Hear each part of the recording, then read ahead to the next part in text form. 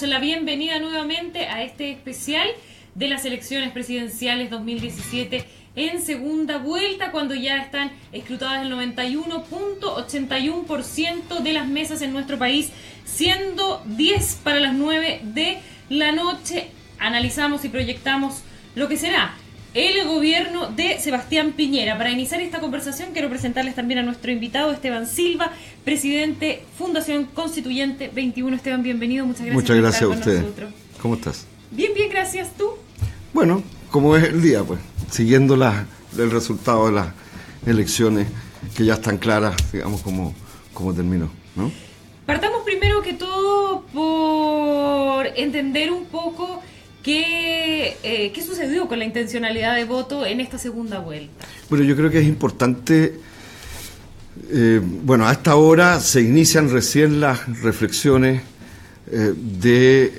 no solo de los resultados específicos, concretos, ¿no? A nivel de cada región y por localidad, por mesa, en estricto rigor, sino que también las proyecciones que tienen sociológicas, políticas y culturales estos resultados y en el momento y en el contexto político histórico que lo estamos viviendo. ¿Qué quiero decir con eso en concreto? Primero, no hubo abstención respecto, como elemento central respecto de hace un mes atrás la primera vuelta.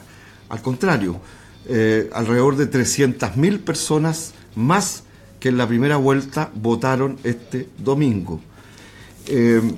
Hay una cifra de 7.009.000 y tantas personas que acaban de sufragar, lo que da estas tendencias y estas cifras definitivas de 54.58 para Piñera y 45.42 finalmente para Alejandro Guillé. Entonces, aquí habría que establecer una cuestión que da para más largo, no pretendo aquí analizarla en los próximos días, estoy seguro que muchos analistas políticos, sociólogos, politólogos y también estadísticos podrán iluminarnos, pero son claves que tenemos que leer. Primero, ¿cuántas de las personas que votaron en la primera vuelta salieron o no fueron a votar? A propósito del 20% del Frente Amplio. O votaron nulo. ¿No? Pero lo que pasa es que nulos y blancos es bastante poco significativo, también. Creo que esto también es un elemento importante. Por ejemplo, nulos en la primera vuelta fueron 65.000 y nulos, en la primera vuelta fueron 53.000 y subió un poquito, efectivamente, 10.000 más nulos, 65.000 nulos. Y blancos en la primera vuelta fueron 39.000 y bajaron en la segunda vuelta 19.000. Por lo tanto, esto no es significativo, los nulos y blancos. Entonces, en concreto, hubo 300.000 personas más que votaron. ¿Cuántas de las personas, de los votantes, por ejemplo, del Frente Amplio, en el orden del 20%, de Marcos Enrique Ominami, que fue un 5,7%, de Carolina Goich, que fue un poquito más que Marcos Enrique Ominami, las otras votaciones eran menos significativas, la de Artés y la de Alejandro Navarro, pero también habría que mirarla, ¿no? Votaron, se abstuvieron o se trasladaron su voto a uno de los dos candidatos, y eso podríamos establecerlo con claridad. O cuántas y cuántos sectores entraron, es decir, vinieron a votar que no habían votado, porque también efectivamente Sebastián Piñera el año 2009 en la segunda vuelta obtuvo 3.591.000 votos. Y esta vez obtuvo 2017, 789.000 votos. O sea, obtuvo 200.000 votos más que en la segunda vuelta del año 2009, en que fue electo presidente de la República por su primer periodo. Entonces, esto tiene que hacer reflexionar desde el punto de vista también de cómo se representa la participación, cuántos de esos son votos ideológicos, cuántos votos son de oposición respecto del menos malo o más malo frente a una opción que es una segunda vuelta, porque la primera consideración política que tengo es que todas las fuerzas que buscaban, respecto a la derecha y de Sebastián Piñera, que es el triunfador, que buscaban colocar una suerte de plebiscito, de polaridad respecto de Piñera, no lo lograron. Lo digo en primer lugar respecto del senador Alejandro Guillé, porque la nueva mayoría, más bien, la fuerza de la nueva mayoría, porque la concertación está muerta y yo creo que la nueva mayoría, que se llama fuerza de la nueva mayoría, porque estaba así la democracia cristiana, aquí terminó de fenecer, tal como la conocemos. Más bien no es un proyecto y hoy día se ha agudizado, lamentablemente para ellos, por el no triunfo del senador Alejandro Guillé. Entonces, lo que quiero decir con esto es que Guillé y su candidatura no colocó un énfasis desde mi punto de vista profundo en el anti-Piñera respecto de los temas de adversarlo también en el campo de las ideas ideológicas de la economía, porque fue ambiguo sobre una cantidad importante también de temas que sí son encontradas y en contradicción desde el punto de vista de la población. O sea, el tema de la educación no solo gratuita, el tema de los fondos de pensiones, de terminar con las AFP, un conjunto de temas que entonces no lo logró del todo. Y tampoco fuerzas que adversan más profundamente, según su propio programa. Si uno sigue el programa primero en las primarias de Alberto Mayor, que era más de izquierda, más claro respecto del cambio del modelo económico neoliberal chileno, y en una parte que fue recogido después por Beatriz Sánchez, que fue la candidata ganadora, por un 20%, porque la ambigüedad del Frente Amplio, que uno pudiera decir, mire, es como decir, estoy contra Piñera, pero a la vez no quiero involucrarme mucho, ¿no? Porque no es claro respecto de sus definiciones, el candidato Guillé, la ambigüedad tampoco colocó o contribuyó a una suerte de plebiscitación contra la derecha neoliberal que representa a Piñera. Entonces, creo que este es el primer balance inicial que uno podría Pero, Esteban, hacer. entonces de tus palabras podríamos entender que de pronto no es un triunfo de Piñera, sino que a río revuelto ganancia de pescadores. No, obviamente que hay un triunfo de Piñera evidente, las cifras así lo indican, pero efectivamente estamos en un escenario hace mucho tiempo de crisis institucional y de representación que no se resuelve con estas elecciones, quiero ser muy franco. O sea, estuvo ausente, por ejemplo, entre la primera y la segunda vuelta, el problema de la Constitución. Pero la Constitución no por un problema de que lleve la firma del señor Ricardo Lagos y sea neoliberal y pinochetista en el espíritu. La Constitución en el debate sobre la concentración de la propiedad y de los excedentes, la concentración de la propiedad en Chile. Estuvo ausente una serie de debates bien de fondo, o los recursos naturales, el cobre, etcétera. Por lo tanto, efectivamente yo creo que hay un escenario que triunfa Piñera en este contexto que estoy describiendo, con estos datos que hay que cruzar mejor y hacer una perspectiva, pero sobre la base de un escenario de crisis institucional y de un sector que ha adversado el modelo económico neoliberal, y hay otro sector que sencillamente no vio claridad. A eso me refiero, de que no fue plebiscitado de verdad lo que significaba Piñera como modelo económico, y por lo tanto Piñera hoy día tiene un porcentaje como el que tiene, que lo hace ser presidente de la República.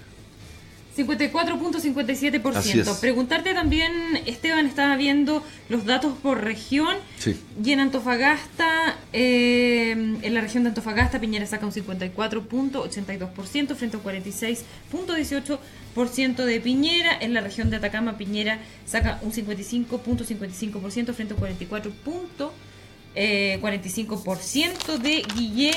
Y ya más apretado en la región de Coquimbo, 50.97% y Guillé 50.03%. Preguntarte también, porque el norte se suponía que para Guillé era emblemático. Uh-huh. ¿Qué sucedió entonces? ¿Cómo se explica también esta votación que, si bien es cierto, es estrecha, en algunos casos llega a ser hasta de 5 puntos? Bueno, que yo insisto que primero hay que, para desmenuzar el norte, claro, uno podría decir, mire, es que el senador Guillé es senador de Antofagasta, en particular de esa región, ¿no? Pero creo que hay que situarla en el contexto nacional. Ciertamente hay que desmenuzar bien los datos, porque yo creo que hay un segmento de población vinculada al voto de la derecha o al sentido común, dicho de otra manera, a la hegemonía cultural de las clases medias, que consideran que no hay nada en disputa, que no hay un modelo en cuestión o en crisis y que daba más o menos lo mismo, ¿no? Piñera como Guillé, y yo creo que ese es un primer elemento para verlo, porque uno pudiera decir perfectamente que esta proporcionalidad de alrededor de 300 y tantos mil votos, tú la puedes repartir casi proporcionalmente en todas las regiones, ¿no? Y en algunas tiene alguna particularidad, evidentemente. Aysén es la más apretada, por ejemplo. Sí. La votación más apretada estuvo en Aysén, de ahí el resto se separan entre 3 y 5 puntos. Y en la región metropolitana, yo creo que ahí está un poquito más estrecha, ¿o no? No. ¿O se Piñera disparan 53 finalmente? puntos. Aysén es la única que ganó. Piñera Guillé. 53.15 y Guillé 46.85 región metropolitana. Okay. Lo que pasa es que yo había estado mirando las cifras más bien de Puente Alto y de algunas zonas de concentración de votación más emblemáticas. ¿Y el análisis por comuna en región metropolitana, qué es lo que tú sacas? Es que preliminarmente yo creo que efectivamente hay datos a considerar. Por ejemplo, en Puente Alto hay una fuga inexplicable de votación, a menos que sea, por eso insisto en la pregunta, ¿cuántos de los votantes de la primera vuelta se abstuvieron o no fueron a votar y cuántos son nuevos? O si son solamente un traslado de votos. Porque, por ejemplo, la victoria de la candidata Beatriz Sánchez del Frente Amplio en Puente Alto respecto de Guillé, ¿no? Y en relación a Sebastián Piñera no se refleja ahora en los resultados de Alejandro Guillé, ¿no? Entonces, ¿qué quiero decirte con eso? Que también hay votación que hay que evaluar del Frente Amplio que puede haberse ido de manera importante en alguna zona también hacia Piñera. Y esto a propósito de las votaciones, ¿cuántas son ideológicas o cuántas de esas votaciones están detrás de programas más sólidos, que están anclados de verdad en visiones distintas de país? Yo creo que aquí estamos en un escenario, se nos olvida que estamos hace bastante tiempo en un escenario en que hay un traslado de votación, pero estamos en un escenario de crisis de representación de la República. Cuando digo eso, quiero decir que hay una polaridad que no necesariamente se expresa siempre en las votaciones. Se ha expresado en las calles, se ha expresado con el no más AFP, se ha expresado, pero que no tiene un traslado mecánico al momento de la votación, y creo que lo estamos viendo ahora, producto de los dos tipos de candidatos que pasaron a la segunda vuelta, ciertamente, porque no es lo mismo si hubiera pasado probablemente una candidata como Beatriz Sánchez, más allá de ella, sino que con un programa como el que sugería o proponía. Entonces, evidentemente, acá estamos ante un tema que hay que mirarlo más de fondo. Esteban, vamos a ir al minuto a minuto del ciudadano.com, cobertura especial. Guillé fue a saludar a Piñera con su esposa y dieron un discurso en conjunto. Piñera dijo que se leyó y subrayó el programa de Guillé y que conversará con él de los temas en común. Bueno, Piñera siempre tiene, cuando gana, y cuando digo siempre es porque lo hizo el 2009, palabras amables que uno no sabe si son de verdad palabras de amabilidad o son palabras un poco de mofa, con toda franqueza. Yo lo escuché con atención en su comunicación, está tan curiosa, porque la transmiten por televisión con la presidenta de la República, y cuando le habla con palabras tan elogiosas, diciéndole que ella, que tiene tanta sabiduría, uno no sabe si de verdad se está mofando de la presidenta. Yo creo que en Chile... Después que la hizo Pebre también por eso te digo que lo cortés no quita lo valiente. Yo creo que hay que cuidar la forma, pero creo que hay que ser franco. Yo creo que la política hace rato se esconde las contradicciones, esconde los conflictos de clase. Es como este señor Luxic, que tuvo la desfachatez de tuitear, Andrónico Luxic, que tuvo la desfachatez de tuitear, ¿no?, de que proponer tributos y proponer una redistribución mínima del ingreso o mínima del desarrollo, porque eso era lo que planteó el senador Guillé durante la campaña, era la lucha de clase. Lo que existe, la lucha de clase existe, es una realidad. El conflicto social existe, lo vemos en las calles, lo vemos con los sindicatos, lo vemos con las pensiones. Creo que hay un problema en Chile a propósito de la política. Y el problema está que la política no fue capaz, más allá de que se avanzó un cierto cambio, ¿no?, en materia de la composición del Parlamento, pero un Parlamento bajo una constitución y una institucionalidad y una hegemonía cultural derechistas. Yo creo a la inversa a los que se reían de esta campaña que hizo la derecha y la extrema derecha de Chilezuela, porque es absurda, era ridícula, pero yo creo que hay una penetración en el sentido común, y eso se llama hegemonía cultural, de un segmento de la población chilena de que la izquierda es un peligro y una amenaza. Incluso la izquierda, que la misma izquierda que es crítica a los que se llaman de izquierda, que son más bien socialdemócratas, de la nueva mayoría, esgrimen, los meten a todos en un mismo paquete. Y yo sí creo que es porque falta un debate más de fondo de los problemas que hay. Yo creo que es hora también de que emerjan a partir de esta nueva realidad y se representen fuerzas que han pujado por cambios de fondo, pero que no tienen representación política sustantiva, como el movimiento No Más AFP con Luis Mesina, como los movimientos de pobladores con Doris González, etcétera. Yo tengo la impresión de que esto es el nuevo tiempo que viene, no solo un gobierno de derecha, que desde mi punto de vista, más allá de que clarifica las cosas, porque bueno, hoy día ha sido la resolución que han tomado los chilenos con la votación, pero no olvidemos que la derecha estuvo hasta hace poco, antes que se empezaran los conteos, a decir que habían votos marcados, estaban preparando el escenario por si no le iba bien.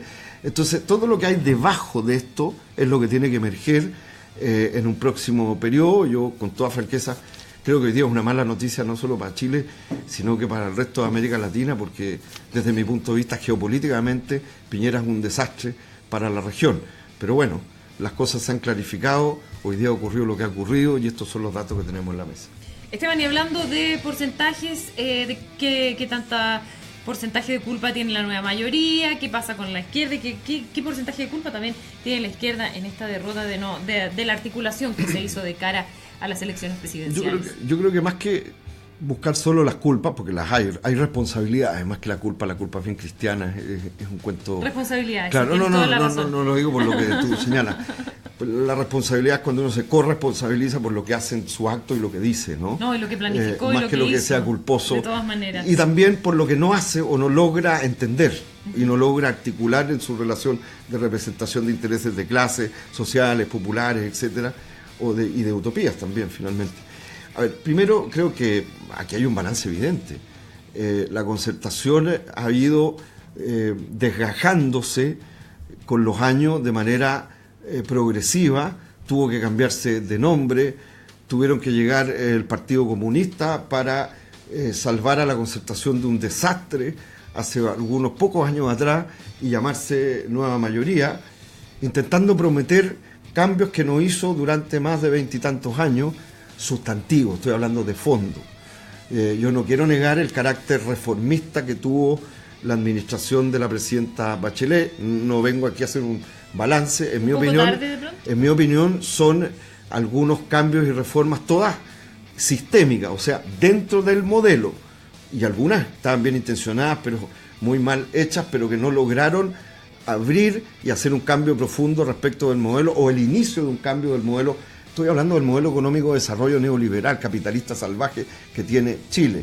Pero yo creo que la concertación tiene una responsabilidad gigantesca, pues, porque obviamente, o sea, cuando finalmente la única posibilidad de dar algún tipo de competitividad y propuesta era un senador independiente, como Alejandro Guillé, que creo que, como él bien lo dijo, un hombre de sus circunstancias, es porque los partidos tradicionales eran incapaces.